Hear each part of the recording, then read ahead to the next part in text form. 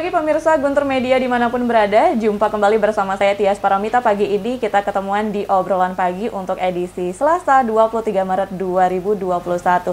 Jadi nggak heran ya kalau misalnya Shanti Putri pagi ini sedikit gugup karena di sebelah Tias ini sudah ada dua orang narasumber yang langsung datang ke sini sesuai dengan topik kita, penerimaan mahasiswa baru Undiksa Gaspol.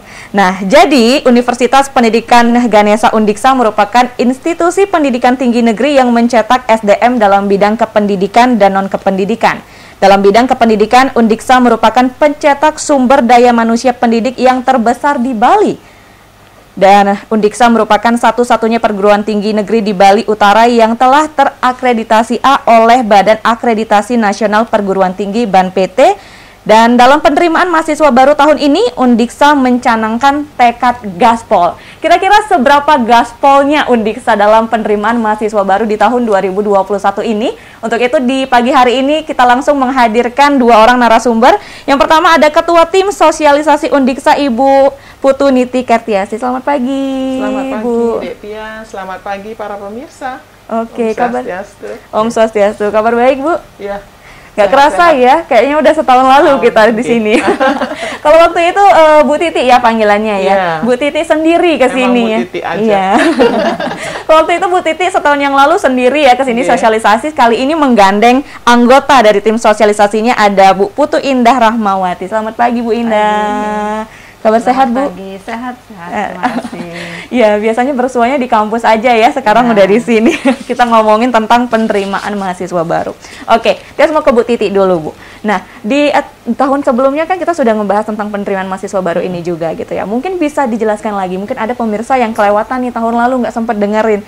Apa sih keunggulan Undiksa sehingga masyarakat tuh harus kuliah di Undiksa anak-anaknya, Bu?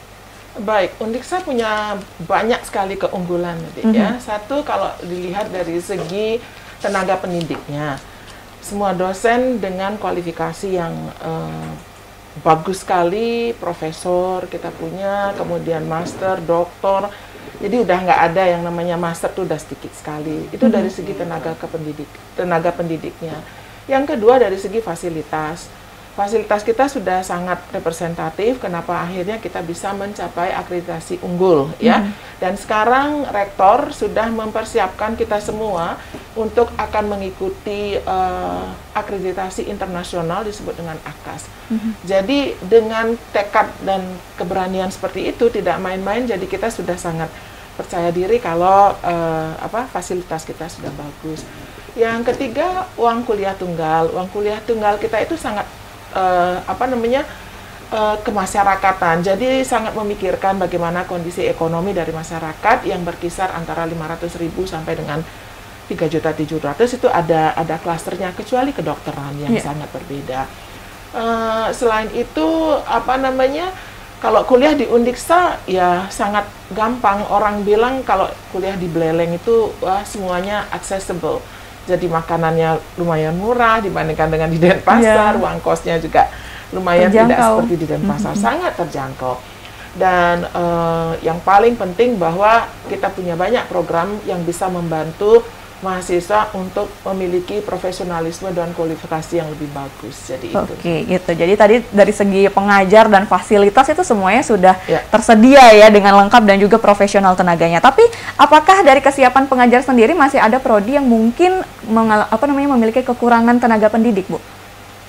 Kalau dilihat enggak sih ya, karena selain dosen tetap, kita juga memperbolehkan ada dosen kontrak, yang kami menggunakan lulusan yang terbaik, gitu ya, untuk bisa mengabdikan dirinya di prodi itu. Jadi nggak kekurangan gitu. Jadi nggak usah takut deh ya nanti mahasiswanya ya. Jangan khawatir. Oke. Nah, biasanya kalau penerimaan mahasiswa baru itu kita melalui 3 jalur, SNMPTN, SBM dan SMBJM gitu, Bu ya. Apakah di tahun ini masih menggunakan 3 jalur tersebut? Masih tetap menggunakan. Lalu apakah ada yang berbeda mungkin dari tahun-tahun sebelumnya? Tidak ada perbedaan. SMBJM sama, kemudian SBMPTN juga melalui UTBK sama. Cuman kalau tahun lalu kayaknya 2 kali UTBK boleh, sekarang 1 kali saja. Satu kali saja. Oke, itu yang membedakan. Nah, lalu target penerimaan mahasiswa baru di tahun 2021 targetnya di tahun 2021 itu untuk Diploma 3 374, kemudian S1 itu 2427, S2 itu 245, S3 itu sekitar 23 yang menjadi targetnya. Jadi S3 memang tidak terlalu banyak sih kita karena sangat pembimbingan itu spesifikasinya memang tinggi. Oke, nah itu ya tadi. Nah, pelaksanaan dari ketiga jalur tersebut tanggal-tanggalnya kalau boleh tahu kapan saya, Bu?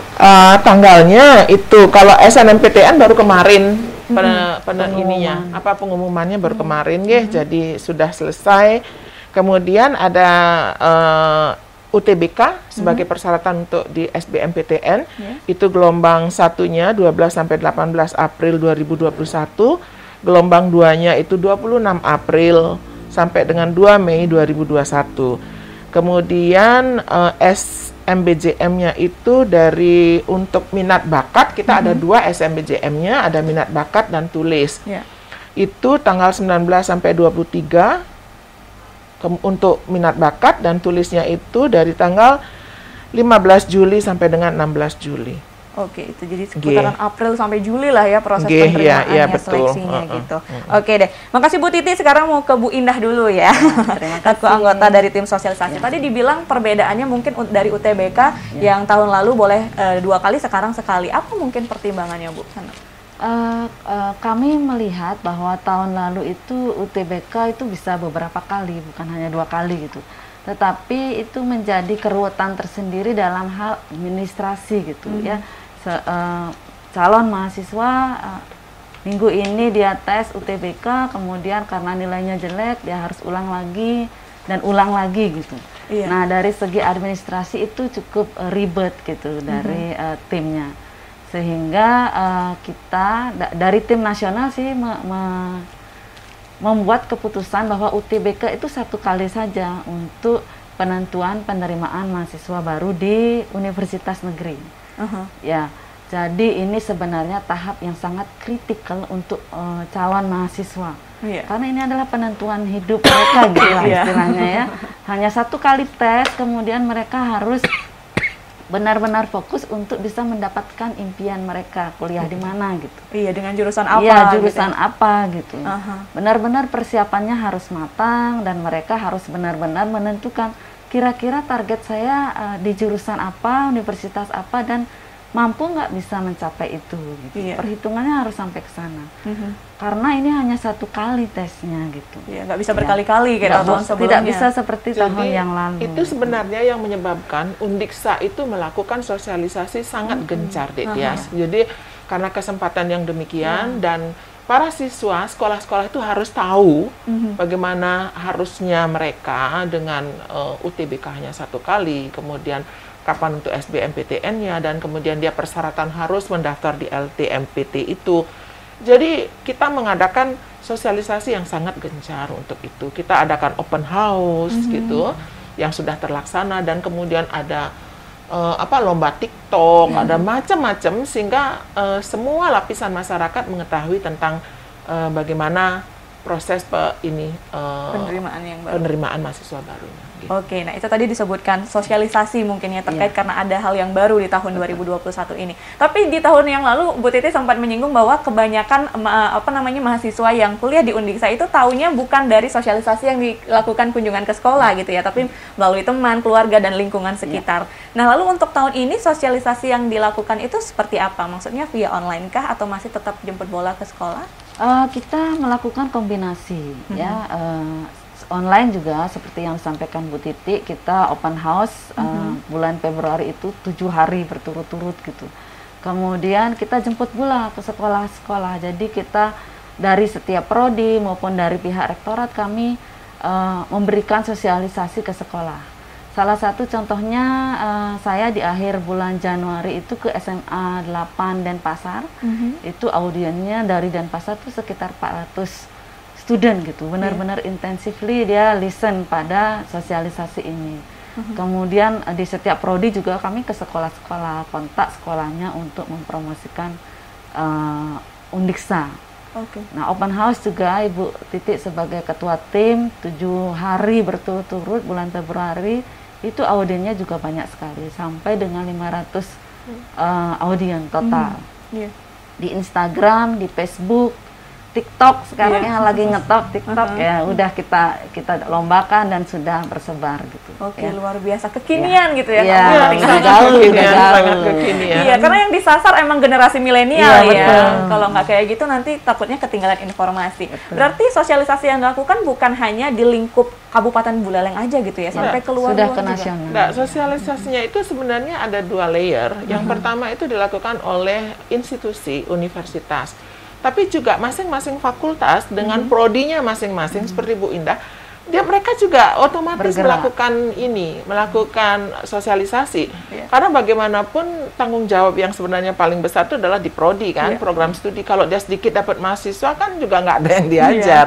Jadi saya sangat apresiasi dari prodi itu inisiatifnya untuk melakukan sosialisasi ke seluruh kabupaten. Dan dari radio itu Pak Putu Sosiawan sebagai humas ya sudah ini kan tidak hanya di Guntur tapi juga RRI, kemudian di radio Jawa Timur, kemudian NTB, suara NTB. Jadi tidak hanya di Bali saja sebenarnya. Iya, tersebar menggema seluruh negeri ya.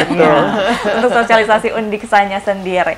Oke, nah mungkin ada yang kelewatan belum tahu nih Bu, syarat-syarat untuk melamar melalui jalur. Kalau SN kan udah berlangsung ya. Untuk SBMPTN dan SMBJM mungkin untuk pemirsa yang ingin tahu, emangnya syaratnya kayak gimana sih Bu gitu? Syaratnya sama seperti tahun lalu bahwa dia harus berada di kelas 12, kemudian dia harus mendaftar secara online dan harus mendata atau mengisi isian dari pendaftaran itu dengan nilai raport. Ya, dengan nilai raport sehingga nanti bisa dipertimbangkan lah nilai raportnya juga dengan hasil tes UTBK-nya nanti gitu. Gitu. Ya. Oh, jadi itu yang nggak ada yang berbeda gitu. Tidak ada. Yang jelas pada saat pendaftaran hal yang paling penting dilakukan adalah nomor pendaftaran itu tidak boleh sampai hilang. Ya, kalau sampai hilang nanti pada saat tes itu ya itu yang pertama ditanyakan gitu ya. Itu yang pertama jadi harus di-scan. Kemudian yang perlu kita perhatikan ada KIP kuliah atau beasiswa. Bagaimana prosesnya seperti itu agar nanti adik-adik yang tidak memiliki kemampuan secara ekonomi juga tetap memiliki semangat untuk kuliah gitu. Iya. Di masa pandemi seperti sekarang ini. Iya, karena banyak program pemerintah juga ya Iya, untuk betul. tetap memberikan peluang kepada masyarakat ataupun anak-anak yang ingin berkuliah. Nah, kalau diperhatikan setiap tahun kan kayaknya minat calon mahasiswa itu berubah-ubah ya. Pernah akuntansi nih sebagai primadona di Undiksa, pernah juga bahasa Inggris sebagai prodi primadona dan mungkin prodi-prodi yang lainnya. Dan kini tampaknya Fakultas Kedokteran yang menjadi primadona baru. Lalu bagaimana kira-kira Undiksa mengakomodir antusiasme masyarakat atas prodi yang baru ini, Bu? Untuk kedokteran memang sangat-sangat diminati oleh calon mahasiswa. Pertama karena dari segi biaya jauh lebih bersahabat lah dibandingkan dengan universitas lain. Dan kedokteran dari zaman dahulu juga memang menjadi target incaran mahasiswa-mahasiswa gitu. Nah, kita dari segi kapasitas memang tidak memiliki cukup banyak kapasitas, hanya menampung tahun lalu 50 ya Ibu ya? Itu persyaratan, 50. karena Fakultas Kedokteran itu masih ada dalam kondisi belum akreditasi untuk ke A. Jadi karena masih B, kita belum karena baru kan, memang ini tidak boleh sama sekali melebihi dari keputusan dari pusat. Keputusan pusat memang harus 50. Nggak boleh lebih dari itu. Untuk menjaga kualitas. Ya, sampai, kan ini baru uji coba, sampai nantinya terakreditasi A, baru disitulah kita akan boleh mencari mahasiswa yang lebih daripada keputusan itu.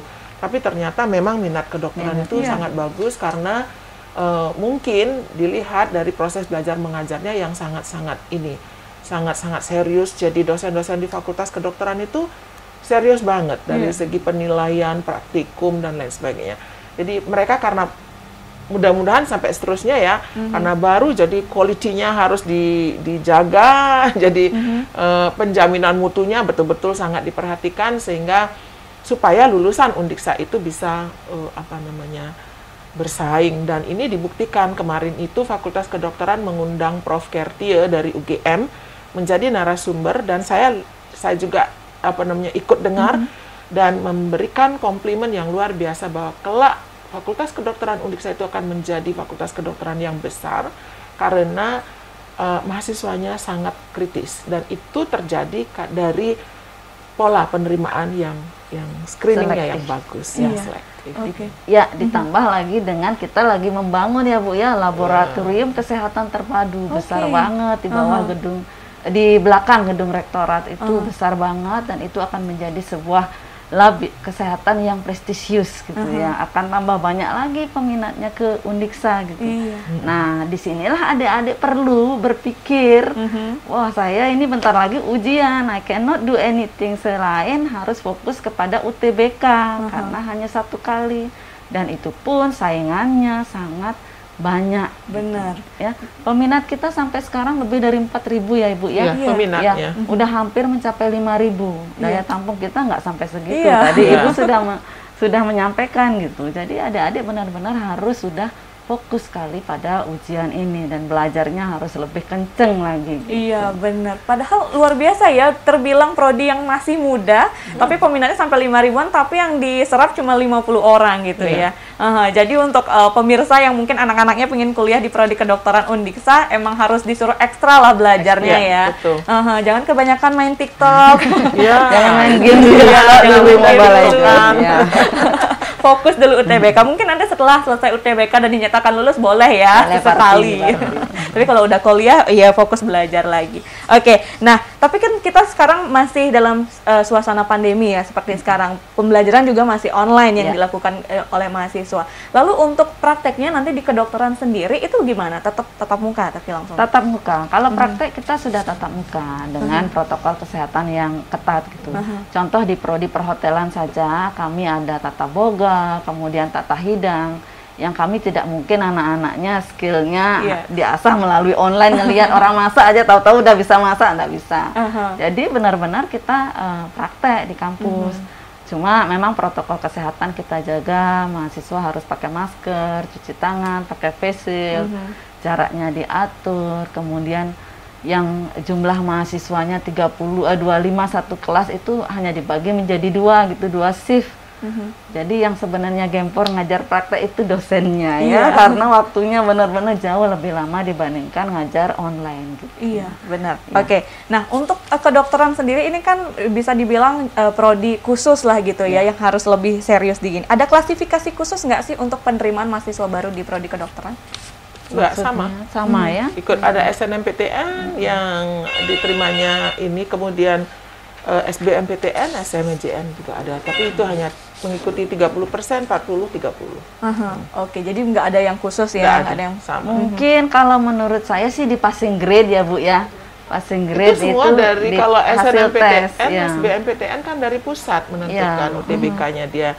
SMBJN ya passing grade memang ada, gitu, tapi tetap kualitas kemampuan siswa yang paling utama gitu ya. Oke. Nah, lalu berapa soal uang kuliah tunggal, kan itu salah satu keunggulan Undiksa ya, uang kuliah tunggalnya yang terjangkau, di samping juga dengan biaya-biaya yang tadi disebutkan sama Bu Titi, makannya lebih murah, biaya kosnya juga lebih murah kalau di Buleleng gitu ya. Mungkin bisa dikasih tahu kisaran UKT yang ada di Undiksa saat ini Bu, berapa aja? UKT kalau yang terendah itu di 500.000, kemudian yang tertinggi itu di 3.700.000. Jadi memang non kedokteran. Selain kedokteran ya, kedokteran memang tanda petik itu ya khusus. Nah itu memang jauh lebih bersahabat dibandingkan universitas lain. Yang perlu diperhatikan pada saat pendaftaran adalah adik-adik benar-benar harus menaruhkan bagaimana kondisi sosial ekonomi dari orang tua gitu. Nah, jangan karena terlalu santai ngisi pendaftarannya gitu itu di skip gitu. Kalau penghasilan orang tua itu di skip, maka diasumsikan mereka sudah mampu membayar nilai yang paling tinggi gitu. Oke, jadi di skrip itu dianggap mampu ya? Dianggap mampu. Nah, itu yang diisi dengan baik. Berapa penghasilan orang tua, berapa jumlah saudaranya. Karena penghasilan orang tua kan nanti dibagi dengan jumlah anak yang dimiliki gitu. Misalnya orang tua gaji 4 juta, anaknya 2. Oh, oke, pembaginya cuma 2 gitu. Orang tua gaji 4 juta, pembaginya 5, anaknya 5 ya berarti lebih chance-nya untuk mendapatkan UKT rendah lebih banyak gitu, karena pembagi anaknya itu lebih banyak gitu. Tapi jadi, itu diberikan setelah mahasiswa itu diterima. Jadi untuk penentuan UKT-nya dia mengisi, ada slot-slot yang sudah disiapkan oleh Undiksa, seperti bayar listrik berapa, kemudian air berapa, kemudian gaji orang tua berapa. Ada banyak slot yang harus diisi oleh calon mahasiswa ini, dan akhirnya at the end itu baru diinikan dia ada pada UKT 1, 2, 3, 4, 5. Jadi kisarannya sekian. Sama juga dengan kedokteran, ya kisarannya antara 500, ada yang bayar di kedokteran 500.000, tetapi juga ada kalau kedokteran 500 sampai dengan 21 juta. Jadi itu UKT-nya kedokteran, karena memang kedokteran memerlukan peralatan yang berbeda dibandingkan dengan kita. Kenapa kok tinggi kalau orang nanya, kan begitu ya. Memang udah tidak bisa dipungkiri karena peralatan-peralatan yang dipergunakan.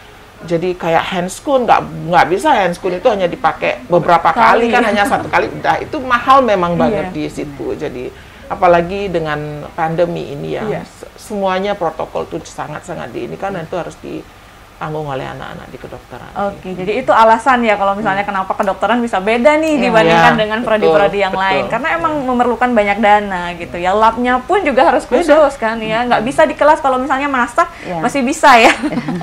Tapi kalau kedokteran gimana ceritanya? Oke, nggak kerasa nih udah mau masuk menit ke-30, nanti kita lanjutkan lagi ya Bu Titi ya. Kita kalau emang ngomongin tentang Undiksa kayaknya banyak hal yang harus kita bahas gitu. Oke deh, untuk pemirsa yang mungkin nanti pengen tanya-tanya ya, barangkali ada anaknya, putra-putrinya yang ingin berkuliah di Undiksa, masih mikir-mikir lagi nih. Nah, sekarang bisa ditanya-tanya, mumpung ada ketua tim sosialisasinya dan juga anggota dari sosialisasi penerimaan mahasiswa baru Undiksa, bisa langsung telepon ke 23455. Tapi kita break iklan sejenak karena ada beberapa iklan yang mau lewat berikut ini.